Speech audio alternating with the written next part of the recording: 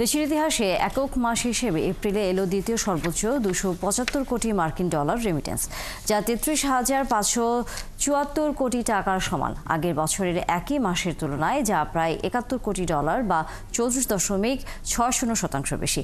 সব মিলিয়ে চলতি অর্থবছরের 10 মাসে রেমিটেন্স বেড়েছে 28.30%। অনুপধিকারী তরুণ জানাচ্ছেন বিস্তারিত। মার্চ এপ্রিলের রেমিটেন্সের ঊর্ধ্বগতি খুবই আশাব্যঞ্জক। এপ্রিলে 275 কোটি 20 লাখ মার্কিন ডলারের রেমিটেন্স এসেছে দেশে। একক মাস হিসেবে এ যাবৎকালের দ্বিতীয় সর্বোচ্চ এটি। এখন পর্যন্ত এক মাসে সর্বোচ্চ 329 কোটি ডলারের বেশি রেমিটেন্স এসেছে গত মার্চ মাসে, আর তৃতীয় সর্বোচ্চ 264 কোটি ডলার এসেছিল গত ডিসেম্বরে। সানবিট সব দিবে সামাল। সানবিট ম্যাজিক প্রেস ডিশওয়াশিং এর মাথা ঘোরানো সলিউশন। গত 3 বছরে প্রায় বাংলাদেশি যারা বিদেশে কর্মরত শ্রমিকের সংখ্যা প্রায় 30 লাখের মতো বেড়েছে। কাজে একটা বড় বেস আছে যেখান থেকে আপনি এমনিতেই ফ্লোটা বাড়ার কথা, যেটা যেত হুন্ডি একটা অংশ, বড় অংশ যেত হুন্ডি মার্কেটে পতন হয়েছে, বেসটা বড়।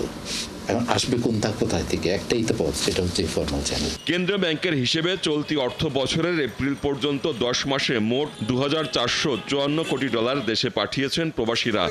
আগের অর্থ বছরের একই সময়ে এসেছিল 1912 কোটি ডলার। এ হিসেবে 10 মাসে বেশি এসেছে 542 কোটি ডলার, যা 28.30% বেশি। এই ধারা অর্থনীতিকে শক্তি যোগাচ্ছে। রেমিটেন্স বেশিরভাগই আসছে এখন আমেরিকা থেকে। তো আমেরিকাতে তো আমাদের মেহনতি মানুষ গিয়ে কাজ করে টাকা পাঠাচ্ছে না, ধনী মানুষ সেখানে চলে গিয়েছিল বা এই সময় পালিয়ে গেছে, তারা তাদের টাকাগুলো এখন ওয়াইট করছে। এখন হুন্ডির মাধ্যমে পাঠানোটা একটু ঝামেলাযুক্ত, যার ফলে এখন সরকারি চ্যানেলে আসছে। আর একটা হলো ডলারের দাম বৃদ্ধি। আগে যেখানে 85 টাকা পেতো এখানে 120-22 টাকা পাচ্ছে। তো ইটস এ হিউজ ইনসেন্টিভ, তাই না? সো কেন আমি সরকারি চ্যানেলে পাঠাবো না? কেউ বলতেছে যে ওই আপনার ওইখান থেকে টাকা নাকি আমেরিকাতে পাঠায়, আমেরিকা থেকে পরে আবার এখানে পাঠায়। ওইটা ওই এগ্রিগেট করে ওই ছোট ছোট কোম্পানিগুলো থেকে নিয়ে আপনার এই বড় বড় যারা নাকি ফান্ড রেমিটার মানে পেমেন্ট সিস্টেমের কোম্পানিগুলো, তারা তাদের কোম্পানির তো সপ্তাহে হেড অফিস তো বেসিক্যালি আমেরিকাতে, তাই না? ওইখান থেকে পরে পাঠায়। সুতরাং দেখাতে হয় যে এটা আমেরিকা থেকে আসছে।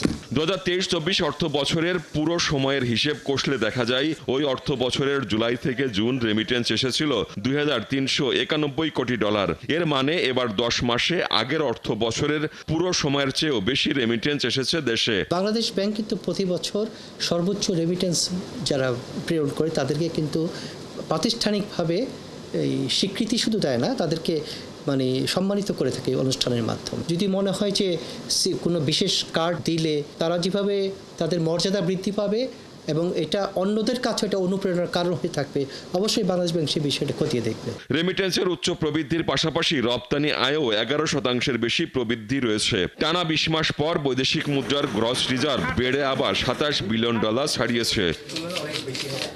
অনুপধিকারী তরুণ, 71, ঢাকা।